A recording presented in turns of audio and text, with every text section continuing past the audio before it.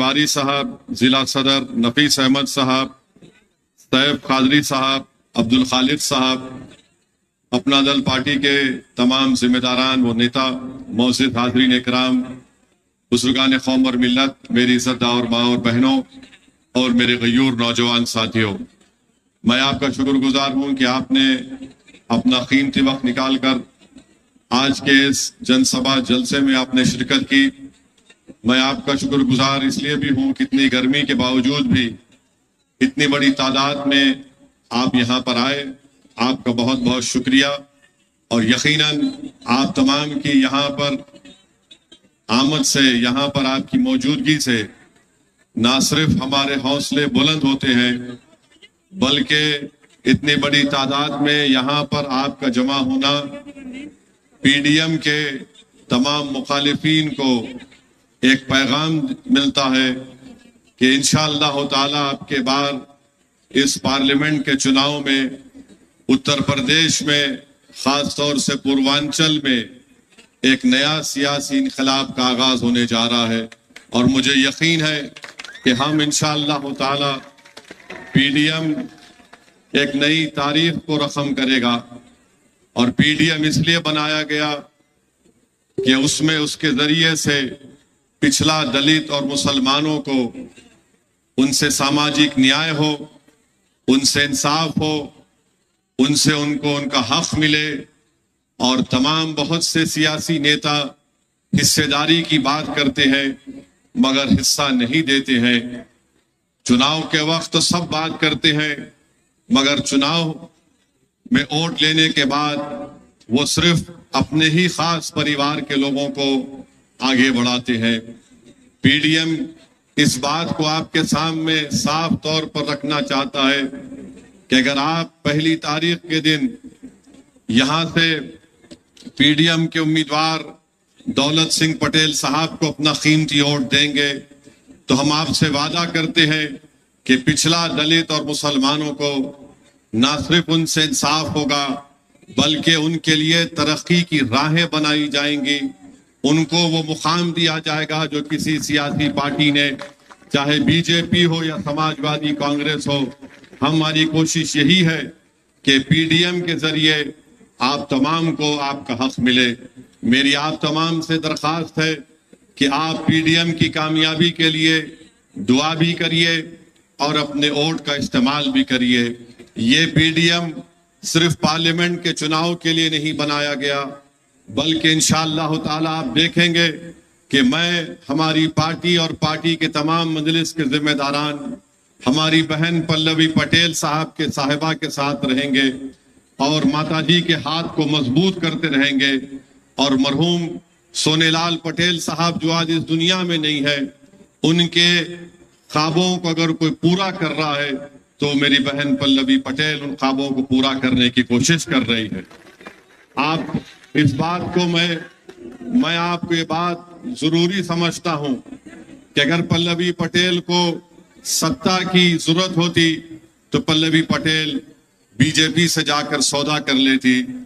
पल्लवी पटेल को सत्ता से मोहब्बत नहीं है, इसीलिए उन्होंने नरेंद्र मोदी से दूरी अख्तियार की। पल्लवी पटेल को अगर सीट की जरूरत होती तो समाजवादी पार्टी में रहती, मगर पल्लवी पटेल के सामने अपने बाप के सोनेलाल पटेल के उन ख्वाबों को पूरा करने की जिम्मेदारी उन्होंने ली है अपने कंधों पर। तो मेरी आपसे गुजारिश है कि जिस शख्स ने अपनी जिंदगी में ना सिर्फ अपनी समाज के लिए बल्कि गरीब और मजलूमों के इंसाफ के लिए, मुसलमानों के लिए, दलित के लिए, जिसने पुलिस से कई मर्तबा अपने जिस्म पर लाठियां खाई, मसाइब और मुश्किलात का सामना किया, मेरे अजीज दोस्तों और बुजुर्गों, हमारी जिम्मेदारी है कि हम हमारी इस बहादुर बेटी की बहन का साथ दें और उन ख्वाबों को हम पूरा करें। और यकीन जानिए अगर वो ख्वाब पूरे होंगे, मुझे यकीन है कि वो ख्वाब पूरे होंगे, तो वो सिर्फ पल्लवी पटेल के इनफरादी ख्वाबों की ताबीर नहीं होगी बल्कि वो तमाम के तमाम गरीब और मजलूमों के ख्वाबों को हम पूरा करने की कोशिश कर रहे हैं।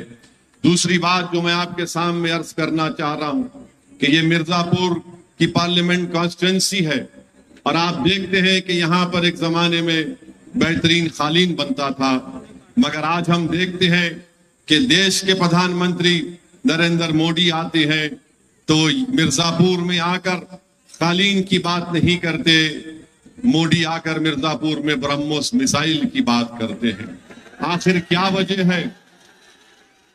आखिर क्या वजह है कि नरेंद्र मोदी इस बात को भूल गए कि वो सरजमीन है जहां पर अल्लाह ने, ऊपर वाले ने, जमीन और आसमान को बनाने वाले ने यहाँ के नौजवानों के उंगलियों में फन दिया है, जो अपना पसीना बहाते हैं और बेहतरीन कालीन बना सकते हैं।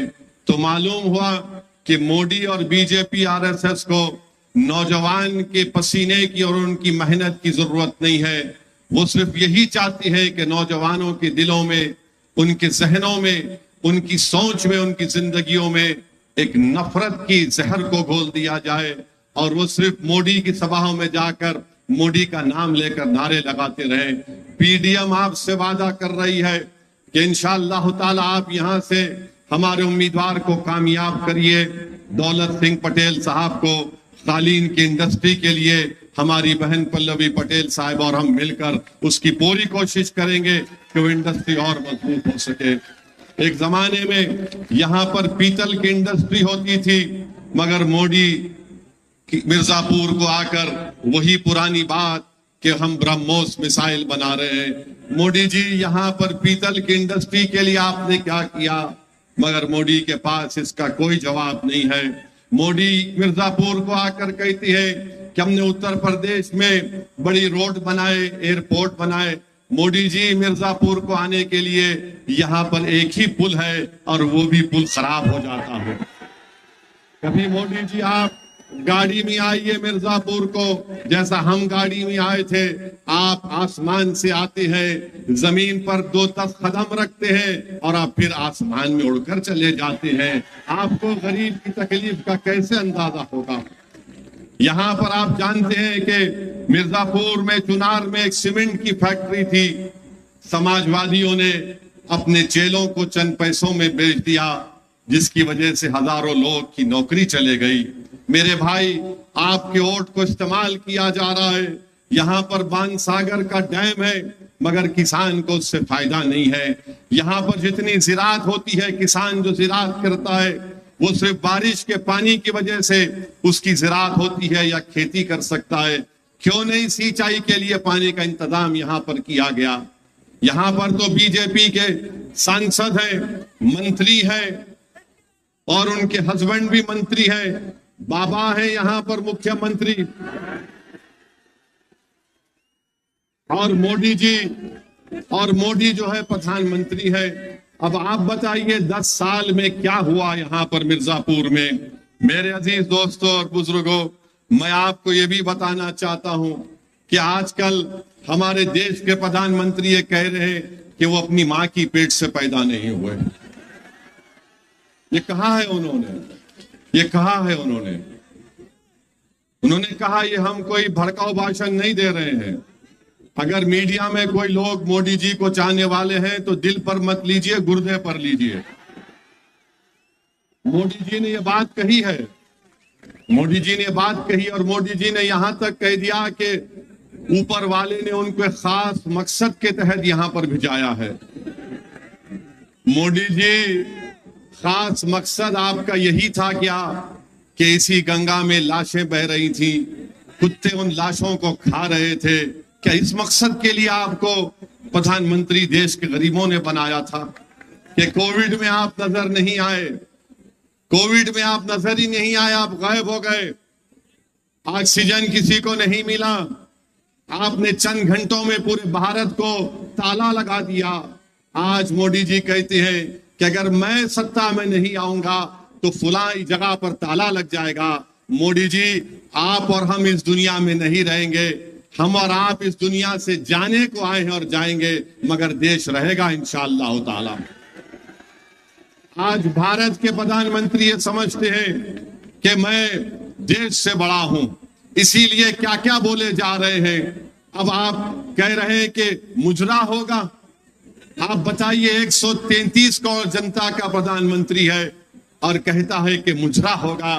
मोदी जी याद रखिए, अगर आप इस तरह महिलाओं का अपमान करेंगे तो हमारे मुंह में भी जबान है। हम आपसे पूछना चाहते हैं, जब चीन डेप्सांग, डेमचाक और पोंगसोंगसू लेक में भारत की 2000 स्क्वायर किलोमीटर को कब्जा करके बैठ गया, तो क्या आप ब्रेक डांस कर रहे थे चीन के साथ? मोदी जी जब ये गौ रक्षक गरीबों को रोक कर मारते थे, पीटते थे, तो क्या आप उनके साथ भांगड़ा नहीं कर रहे थे?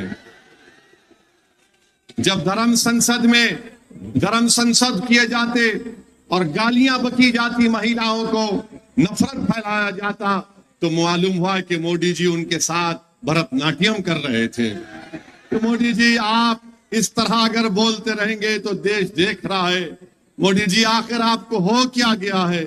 हम जानते हैं कि आप 75 साल के करीब हो रहे हैं, मगर आज आप इस तरह की जबान इस्तेमाल कर रहे हैं। आज देश का प्रधानमंत्री आकर मिर्जापुर में कहता है कि आरक्षण छीन कर मुसलमानों को दे दिया जाएगा। देश के प्रधानमंत्री को शायद नहीं मालूम, हम उनको याद दिलाना चाहते हैं कि पूरे देश में, उत्तर प्रदेश में, देश के विभिन्न प्रदेशों में मुसलमानों को आरक्षण मिलता है, अंसारियों को मिलता है, काश्तकार को मिलता है, कसाब को मिलता है, कुरैशी को मिलता है, चाक को मिलता है, तेली मालिक दर्जी को मिलता है, इदरीसी को मिलता है, फकीर को मिलता है, सलमानी को मिलता है, सैफी को मिलता है, हज्जाम को मिलता है, सक्का को मिलता है, अब्बासी को मिलता है, शेख सरवरी को मिलता है, मोची को मिलता है, मोइन को मिलता है, मंसूरी को मिलता है, मुस्लिम कायस को मिलता है। मोदी जी आप किसको लड़ाना चाह रहे हैं? आप देश में लड़ाना चाहते हैं। आप एक समुदाय को दूसरे समुदाय से भिड़ाना चाहते हैं। मोदी जी ये मत करो। देश का ये अमन बहुत अहम चीज है। तुम सिर्फ चुनाव जीतने के लिए कितनी नफरत को आप पैदा करेंगे, कितनी नफरत आप घोल देंगे। क्या आपने नहीं कहा था मोदी जी कि कपड़े देखकर पहचानो? क्या आपने अपनी जबान से नहीं कहा था कि कब्रिस्तान और शमशान आपने नहीं कहा था? इस चुनाव में मोदी कहती है कि हम घुसपैठी हैं भारत के मुसलमान। हम कहां के घुसपैठी है मोदी जी? और यहां पर मिर्जापुर में आकर नरेंद्र मोदी मंगल पांडे का और उनके साथियों का जिक्र करते हैं। यकीनन हम बहुत इज्जत करते हैं मंगल पांडे की। हम कभी भी उनकी कुर्बानियों को नहीं भूलेंगे, ना उसको रायगा जाने देंगे। मगर मोदी जी, पूर्वांचल की सरजमीन पर आपकी जबान से डॉक्टर मुख्तार अंसारी का नाम क्यों नहीं निकलता? डॉक्टर मुख्तार अंसारी ने भी अंग्रेजों के खिलाफ लड़ाई लड़ी। तुम्हारी जबान से मुख्तार अंसारी का नाम इसलिए नहीं निकलता क्योंकि मुख्तार अंसारी का वो दादा था। मुख्तार अंसारी का नाम लेते मोदी जी तुम। अच्छा वो नहीं लिए तो चलो, मोदी जी आप कम से कम मिर्जापुर को आए तो नागा प्रसाद विश्वकर्मा का नाम ले लेते, जिसको महाराजा की फौज ने शहीद कर दिया था। मोदी जी को मालूम ही नहीं होगा नागा प्रसाद विश्वकर्मा कौन है। मोदी जी जब आप मिर्जापुर को आए तो कम से कम अब्दुल वाहिद का नाम तो ले लेते, जिसको अंग्रेजों ने सन 57 की जंग आजादी में शहीद कर दिया था। ये वो सरजमीन है जहां पर ऐसे बड़े बड़े जियाले पैदा हुए। ये वो सरजमीन है जहां की गयूर माओ ने अपनी कोख से ऐसे बहादुरों को पैदा किया जिन्होंने अंग्रेजों से की गुलामी से इस देश को आजाद करवाया। मैं उन जियालों से और उन माओ से कह रहा हूं कि आज आपको पीडीएम का साथ देना है। मैं उन बहादुर नौजवानों से अपील कर रहा हूं कि गुलामी मत करो, गुलामी मत करो, किसी से मत डरो। जिंदगी एक ही बार मिलती है, उसको इज्जत से गुजारो, सीना तान कर अपनी जिंदगी गुजारो, अपने हक के लिए लड़ो। और आपके हक के लिए, आपके जायज मांगों के लिए पीडीएम को बनाया गया है। ये मेरी खुशकिस्मती है कि मैं आज मिर्जापुर की उस सरजमीन में हूं जहां पर ख्वाजा गरीब नवाज सुल्तान हिंद के बादशाह की खबर भी है और उसके बाजू में विद्यावासिनी देवी की मंदिर भी है। ये मोदी जी को नजर नहीं आता। देखना नहीं चाहते इन चीजों को मोदी जी और बीजेपी और आरएसएस। तो मेरे अजीज दोस्तों और बुजुर्गों, मेरी आपसे गुजारिश है कि इस भाईचारगी को बरकरार रखिए, इस भाईचारगी को बरकरार रखिए, मोहब्बत को और मजबूत करिए, नफरत का खात्मा करिए। और नफरत का खात्मा उस वक्त होगा जब आप पीडीएम का साथ देंगे, जब आप हमारे दौलत सिंह पटेल साहब को पहली तारीख के दिन लिफाफे के निशान पर वोट लगाकर उनको कामयाब करेंगे। और मैं आपको बताना चाह रहा हूं कि दूसरी तरफ समाजवादी पार्टी है, जो समाजवादी पार्टी का उम्मीदवार है, क्या वो बीजेपी से नहीं आया? क्या वो बीजेपी से नहीं आया? आया नहीं आया? आप जानते हैं कि जब वो सांसद था बीजेपी का, जो आज समाजवादी पार्टी का कैंडिडेट है, इसने CAA कानून के किसका साथ दिया, CAA कानून के लिए वोट दिया। क्या आप CAA कानून को मानते हैं? क्या आप CAA कानून को मानते हैं? और वही CAA कानून को भारत की पार्लियामेंट में मोदी और अमित शाह के 300 MPs के सामने उस कानून के बिल को अगर किसी ने फाड़ा तो उसका नाम असदुद्दीन ओवैसी था। आज जो समाजवादी पार्टी का कैंडिडेट है, वो ट्रिपल तलाक के कानून में वोट दिया। क्या आप ट्रिपल तलाक के कानून को मानते हैं?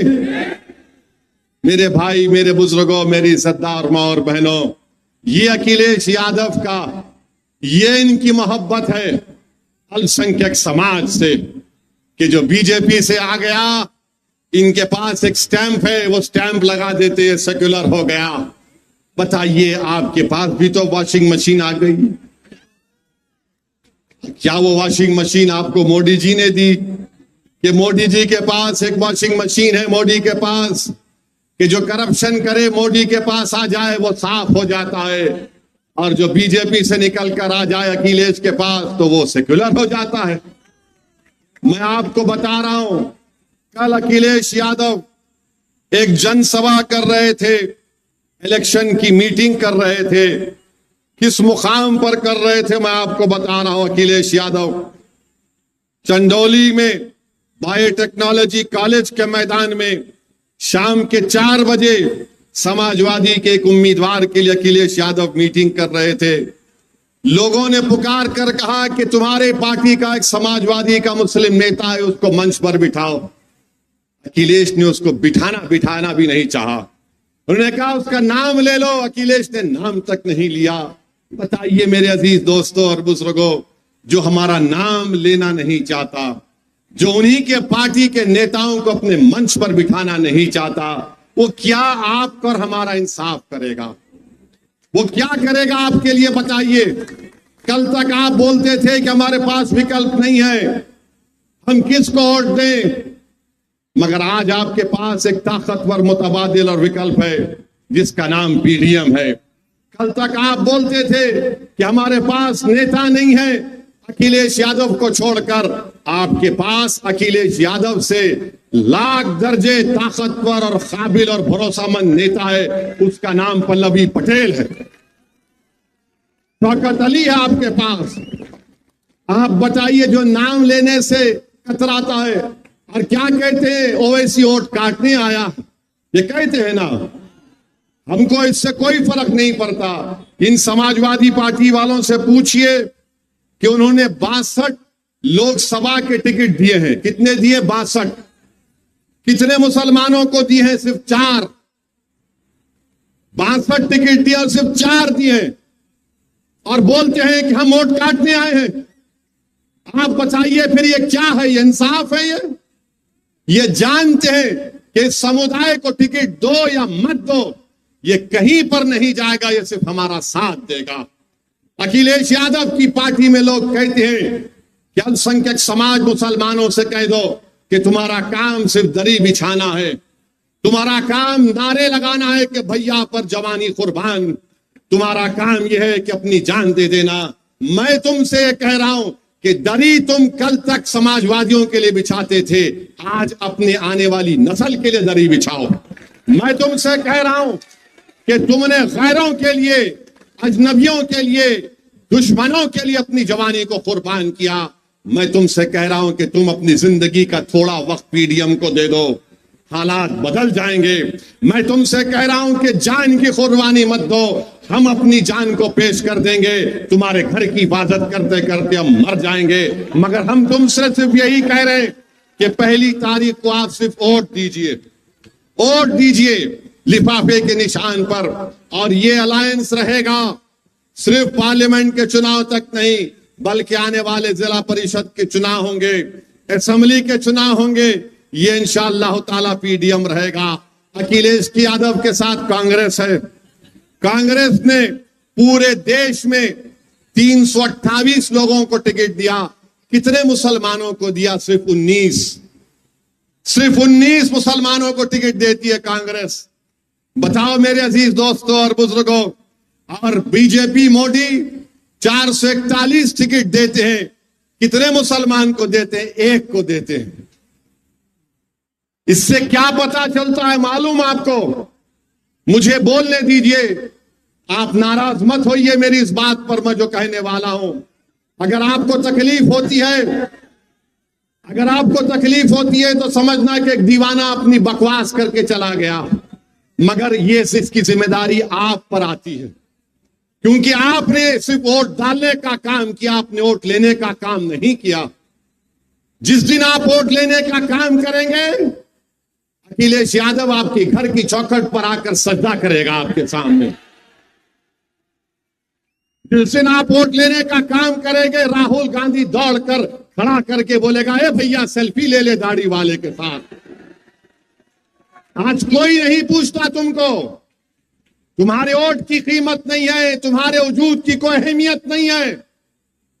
आपको अपने वजूद की अहमियत को अगर दिखाना है, अपनी वोट की कीमत को बढ़ाना है, तो पीडीएम का साथ दो।